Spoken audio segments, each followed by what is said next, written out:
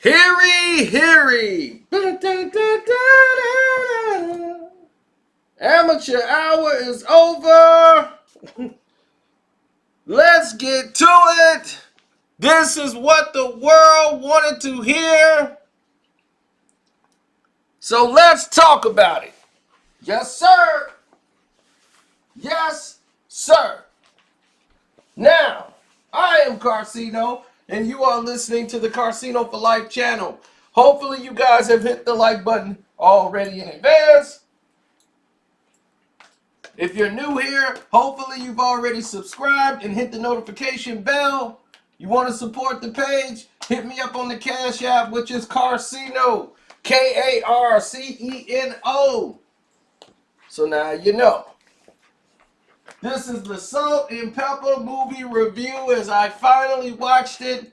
You know I didn't watch it when everybody else did because I had sports to deal with.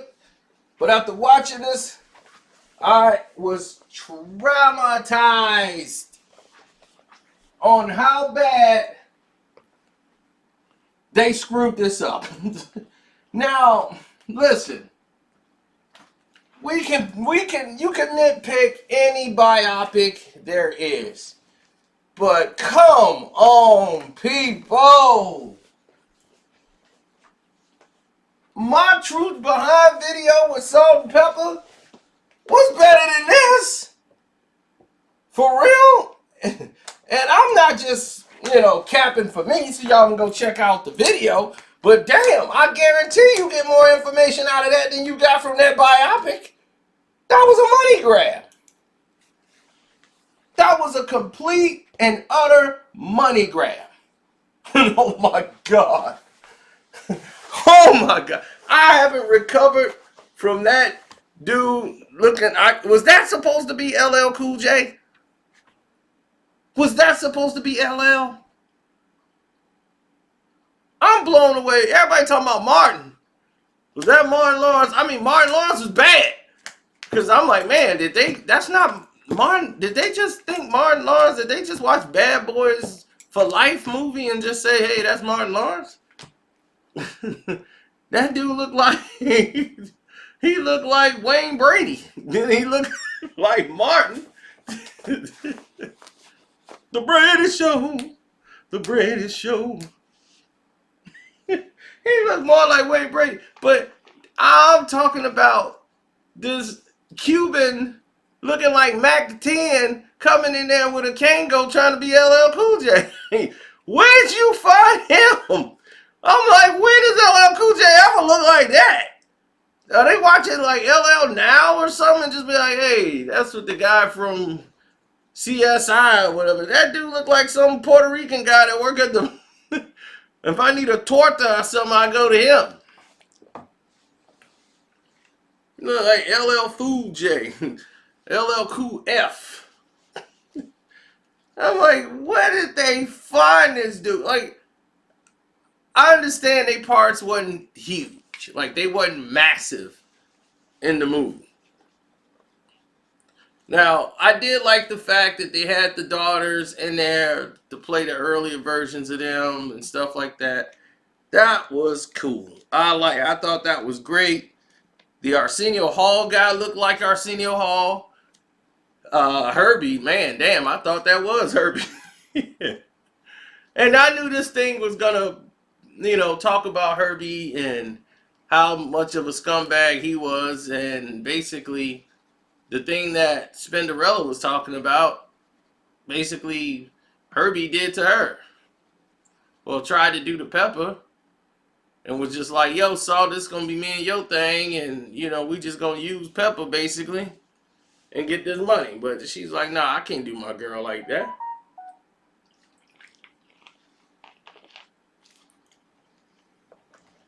But then they supposed to be about girl empowerment, and then they cut Spin out like she was not important.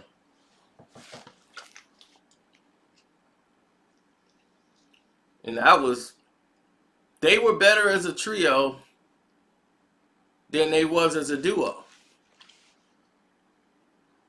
That's like Run DMC without Jay. You know what I'm saying? It's like if Run DMC came out with a movie and they said we gonna just cut Jam Master Jay out of it, it would look real stupid. It don't work that way.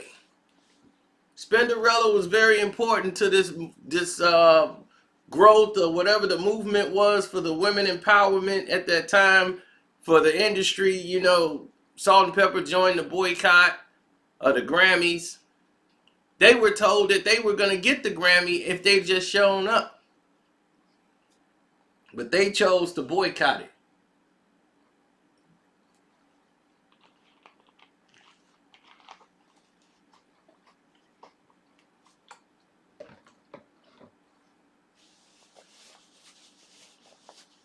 And Will Smith won anyway, even though he wasn't there.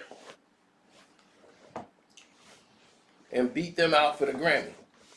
Now everybody's shocked because all of these people were working at Sears. Like, man, I didn't know Martin Lawrence and Kid and Play was working at Sears. I'm like, dude, Play was a clothes designer. Like the two hype outfit they had on, Dapper Dan and Play used to have a store where he used to have all the leather coats and everything and all the leather jackets, and he'll design them. He was really good with designs. So he would go and get Dapper Dan to, you know, put his touches on it, but he was designing them, and he had a leather store that he would work out of.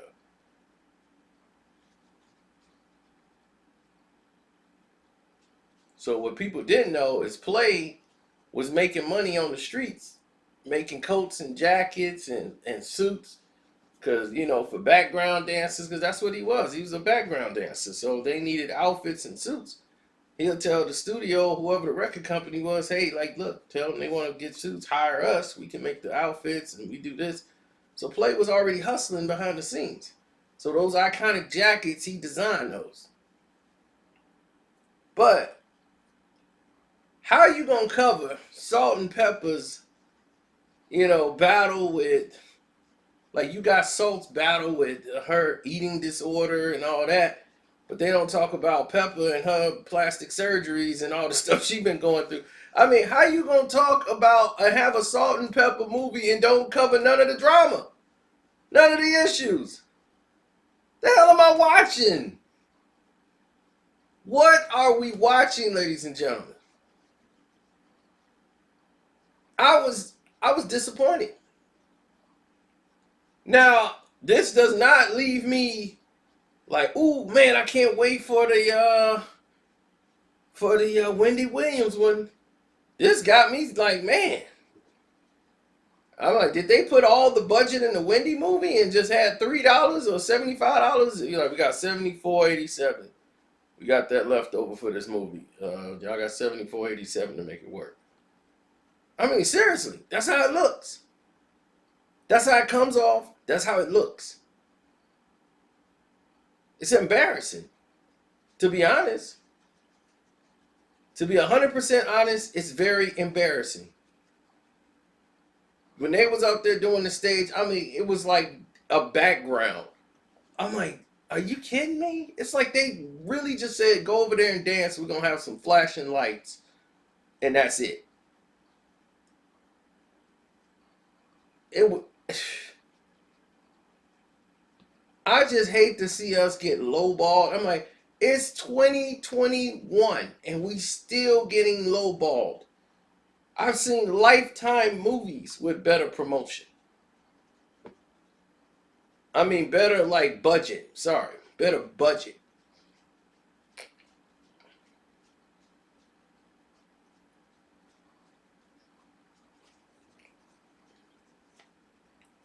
I'm telling you, man.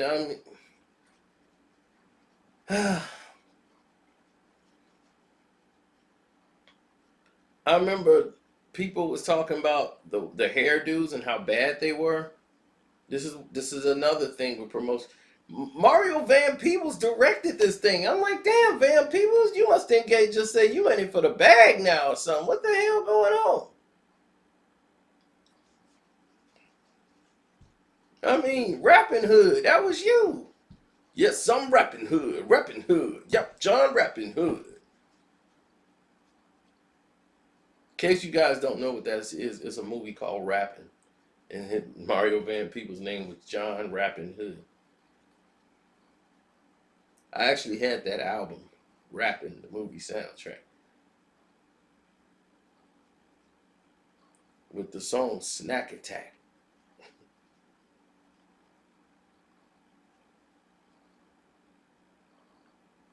He's having a snack attack. Eat it up, open up, stuff it in, wash it down. Dwayne Wayne was in that movie. Kadeem Hardison, man, that was crazy. You got me thinking about that movie now from watching this. But I'm like, man, what happened? He used to he directed New Jack City. How you fall off like this? To doing a VH1, man, you dead Panther. And now we got this? The Salt and Pepper movie. I'm like, oh my gosh, this was bad. I mean, they got Spinderella. She's in like maybe 3 scenes. Like she meant absolutely nothing. How did they break up? How the hell you gonna have Salt and Pepper and not discuss the breakup? Like, what the hell are you doing, man? How is this a movie? This is an after-school special. I'm disappointed, man. I mean, I'm really disappointed. I really thought we was getting some people. You know what I'm saying? I really thought we were gonna get something real. And we didn't. We got gypped. You know, I knew they were gonna certain things in there. I mean, damn. Trash? I mean, come on, man. Look, I know BS when I'm seeing it. And a lot of this was BS. You know, I knew they was gonna make Herbie out looking like the dog he was. He went and cheated on Salt and had the baby on her, and that messed her up and all that.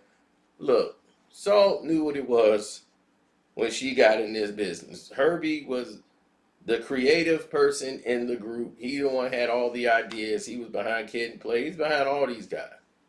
But as the industry changed, they got older. It was time to move on. And Herbie was left behind. And Herbie kind of like got out of it. And was like, look, I'm getting my money and I'm getting out. Then he had a successful like web programming, business going on. So he had his hands in a lot of different hats. So, but he was the creative concept behind the direction of the songs, the outfits. He was very influential in a lot of it.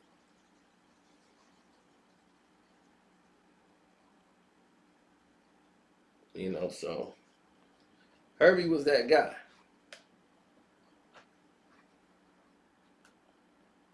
I never felt that these people, meaning that the producers of this show, had any. I think they wanted to go there, but there have been a lot of legal ramifications. But damn, couldn't you hire LL Cool J's son to play him? I mean, just for that part, how hard could it been? You know what I'm saying? How hard of a call could that have been? To say, can your oldest son play you for a little bit? Can he just step in and play you for one part?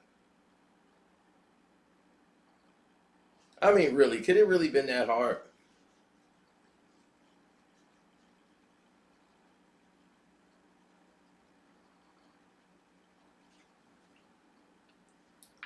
So, I give the Salt and Pepper story a D. That's my letter grade of it. I give it a D. Because to me, you can't tell this story the way it needs to be told with all these missing pieces. And when I'm expecting to see things that I already know, And I'm like, huh? This should have been a mini series. And that's what I was saying to myself. I'm like, if you're gonna do it like this, you should have made it a mini series. But I guess, for legal reasons, they couldn't bring in Spinderella. But the way Spinderella was talking was like she wasn't even approached, nothing about it at all. They used her image to sell it, like using a photo of an old photo of theirs, but basically cut her out. So that was just it. She was getting cut out of everything, like she didn't exist. So that was that.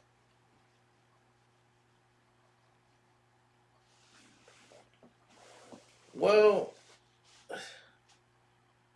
when you look at everything, when it's all said and done, you got to really put the pieces of the puzzle together, and you analyze it all. You say to yourself, did I do everything I needed to do?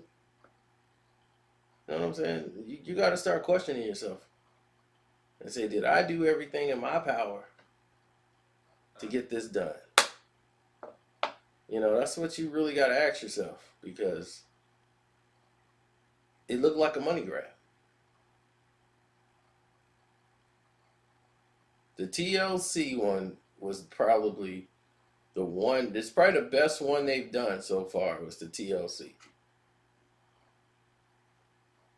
Period. I mean, they had the New Edition movie. The New Edition movie was straight too. I like the New Edition movie.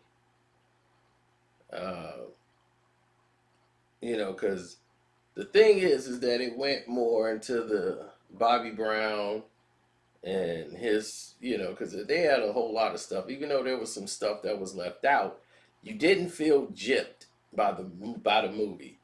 The story, the biopic or whatever. You didn't feel gypped.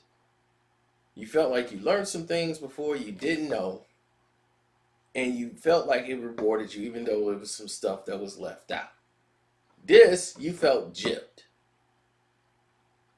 You felt gypped because the person in the movie, you're not even hearing about their actual story in life. You're not hearing about really none of the Salt and Pepper drama. Really. You're not really hearing about any of it. They're like masking all of it. Pepper's conflict and her self image and body changing, the surgeries, the nose jobs, and all of these things. While we're going into Salt's, eating disorder, we can delve into Pepper's, thing. I'm like, what's going on here? Am I the only one feeling this way? You see what I'm saying?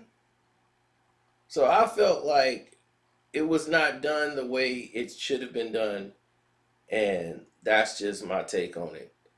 Like I said, man, I hope you guys are, if you're new here, you subscribed already, hit the notification bell. For everybody else, hit the like button. My Cash App is Carcino. We're going to put 4 videos up here. You can hit those, check those out. We're moving on strong. And yeah, that's it, man. God bless y'all.